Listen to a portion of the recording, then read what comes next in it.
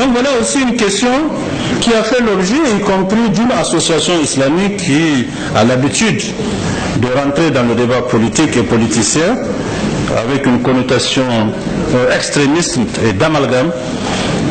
Ici, il s'agit d'une ancienne disposition. Ce n'est pas la première fois que cette association tente de rentrer dans les débats.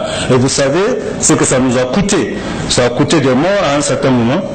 Et je crois que l'évolution vers ce sectarisme qui considère que tout le reste n'est pas musulman sauf eux, je pense que c'est très dangereux. Notre société, tout le monde ici est musulman, c'est une société musulmane, mais dans l'islam tolérant qui accepte les institutions régulières. Et les gens, nous avons ce débat-là, on ne peut pas accepter, il n'est pas compréhensible que des gens se mettent de côté pour dire que tous ces gens-là, ils sont contre l'islam. Comment ils sont contre l'islam? Vous êtes nés plus musulmans que nous? Donc je ne suis pas d'accord avec ça. Sinon, ils vont dire que tous les textes de la République sont contre l'islam, la Constitution et toutes les autres lois. C'est ça la tendance.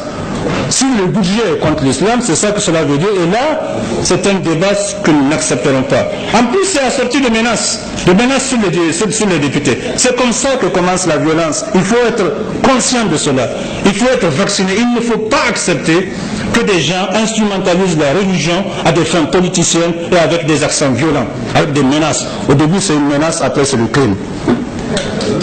Donc, ici, l'article 459 existe depuis l'indépendance sur les droits de mutation par décès. C'est un article qui existe dans nos dispositions depuis 1960.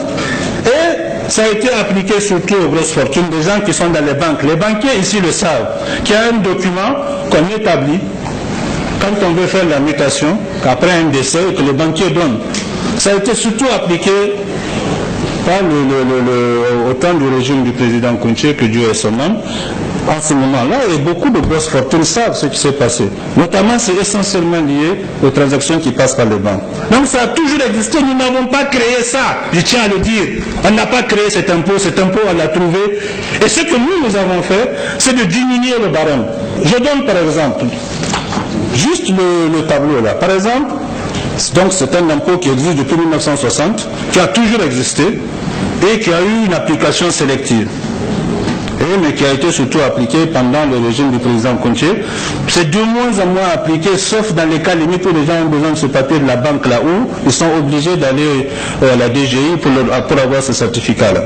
Moi, je n'en connaissais même pas l'existence. Par exemple, de 1 à 1 million pour le premier degré, c'est-à-dire les héritiers en ligne directe, c'est-à-dire les fils et les époux.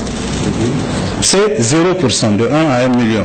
Ça, c'est pratiquement tout le monde. C'est ceux que font les marabouts. Là, c'est vraiment laissé à leur affaire.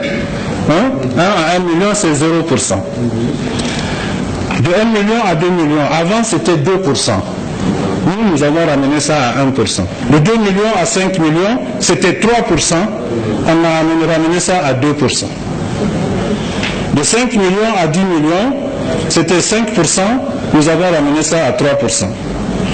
Au-delà de 10 millions, c'était 7%, nous avons ramené ça à 4%. Donc voilà un peu comment c'est, ces tableaux-là existent, il est consultable, ils le savent. Ça existe depuis toujours et je ne sais pas pourquoi cette association-là n'a pas vu ça, n'a pas vu que ça existait depuis toujours, ne s'est pas levé au moment où on peut déjà.